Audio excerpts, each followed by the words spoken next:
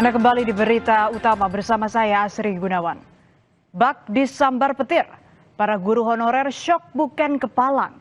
Terbitnya surat edaran Menteri Pendidikan Dasar dan Menengah nomor 7 tahun 2026 jadi penyebabnya.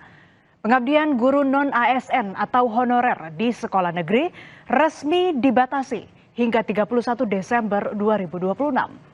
Artinya saudara, sejak 1 Januari 2027 mereka tak lagi bisa mengajar. Surat edaran ini jadi kiamat kecil bagi para guru honorer yang selama ini mengabdi untuk pendidikan.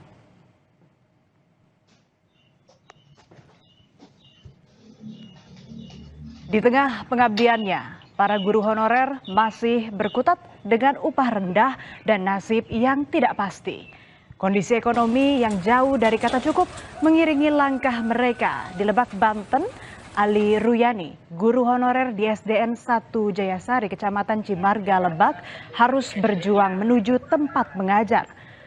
Jarak 30 km dengan medan yang sulit ditempuhnya setiap hari. Selama 14 tahun mengabdi, baru 3 tahun terakhir, Ali menerima honor Rp750.000 per bulan. Sebelumnya, ia hanya digaji Rp250.000. Itu pun kerap dirapel 3 bulan sekali.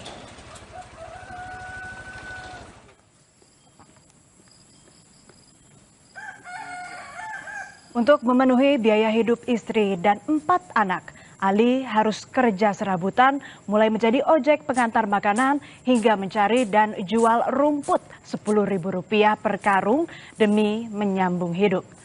Ia hanya bisa pasrah ketika pemerintah akan menghapus status guru honorer.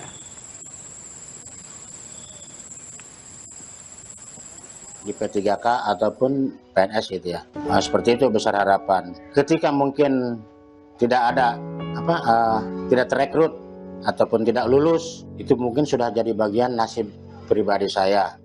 Kalau khawatir sudah barang pasti, sudah tentu pasti khawatir. Perjuangan sebagai guru honorer juga dijalani Nurhuda Aprianto, 23 tahun.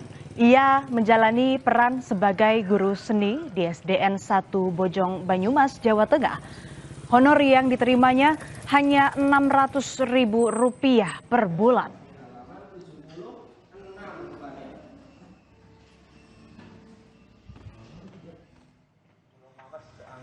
Penghasilan itu harus dibagi untuk biaya kuliah dan membantu perekonomian orang tuanya. Seusai mengajar, Nurhuda berjualan nasi goreng di depan rumah hingga malam hari. Dari usaha kecilnya, ia meraih keuntungan sekitar Rp80.000 per hari.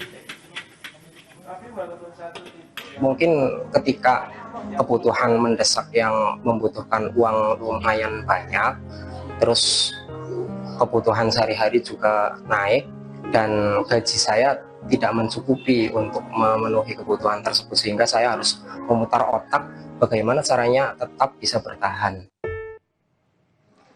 Di Sragen, Jawa Tengah, status guru honorer sudah 24 tahun disandang Dwi Kristiani Mulyaningsih. Meski demikian, ia tetap setia dan bersemangat memberikan ilmu kepada murid-muridnya di SMP 2 Sragen. Dedikasi dan semangat juangnya tidak padam, meski keterbatasan kerap kali mengiringi jalan pengabdiannya. Selama pengabdiannya, Dwi Kristiani dibayar hanya berdasarkan tunjangan profesi guru. Saya mengabdi sudah 24 tahun menjadi guru.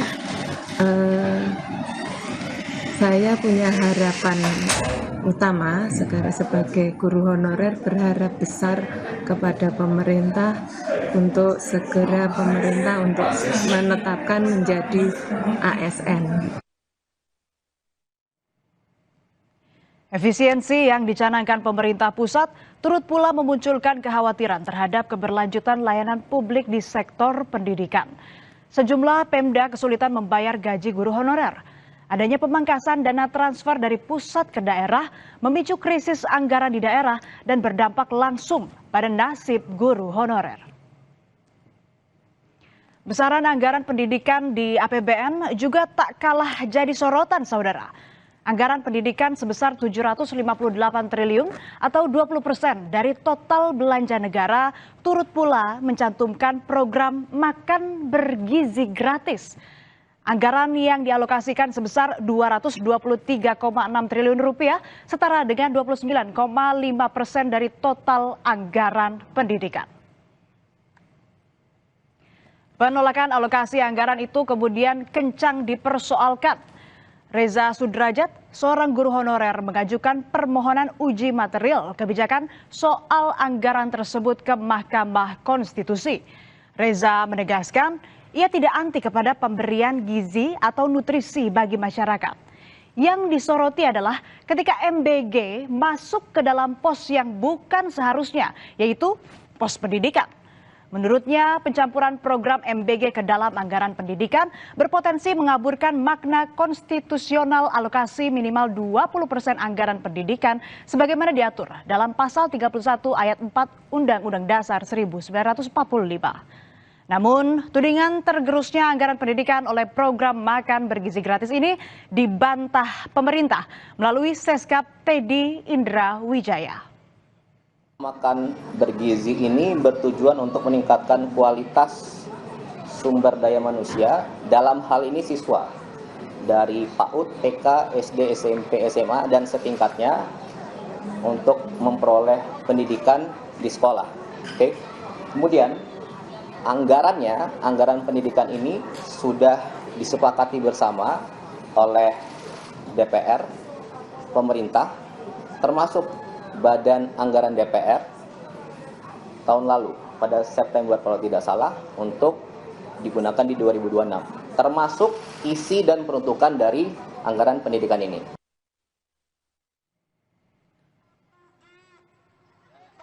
Surat edaran Menteri Pendidikan Dasar dan Menengah nomor 7 tahun 2026 yang membatasi masa kerja hingga 31 Desember 2026 membuat resah para guru honorer.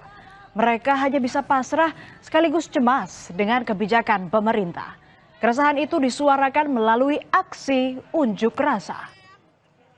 Pasrah saja. Kita ya untuk sekarang ini jalan saja dulu, Mbak. Jalan dulu? Iya, saya belum tidak tahu ke depannya, kita juga tidak tahu ke depannya yang 31 Desember itu masalah berita itu. Kalau mungkin skemanya tidak ada kebijakan untuk guru honorer ke depannya, maka sekolah-sekolah akan banyak kekurangan guru. Bagaimana ke depannya itu tergantung dari pemerintah saja. Kami hanya menunggu kebijakan dari lagi. Siap menerima apa yang diputuskan pemerintah, tapi ya berusaha juga karena kan sekarang ada regulasinya untuk tes P3K. Jadi mau masuk itu soalnya kan sudah sertifikasi. Selama ini, saudara, keberadaan guru non-ASN menutup kekurangan tenaga pendidik di sekolah dan menunjang proses pembelajaran. Data Kementerian Pendidikan Dasar dan Menengah mencatat ada lebih dari 230.000 guru non-ASN yang masih aktif mengajar dan dibutuhkan. Adapun kebutuhan guru nasional mencapai lebih dari 480.000 guru. Sementara sekitar 60 hingga 70.000 guru memasuki masa pensiun setiap tahunnya. Di tengah kesenjangan angka tersebut, saudara, kebijakan penghapusan guru non-ASN alias honorer melahirkan tanda pertanyaan besar.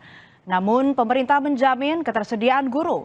Kemendikdasmen menyatakan tengah menyiapkan skema penyerapan bagi guru non-ASN. Non-ASN itu juga sudah kami siapkan, bahkan dalam edaran itu ada yang punya sertik dapat tunjangan 2 juta, yang belum punya dapat subsidi. Paruh waktu itu bahkan sudah ada edaran menteri dibolehkan menggunakan dana BOS.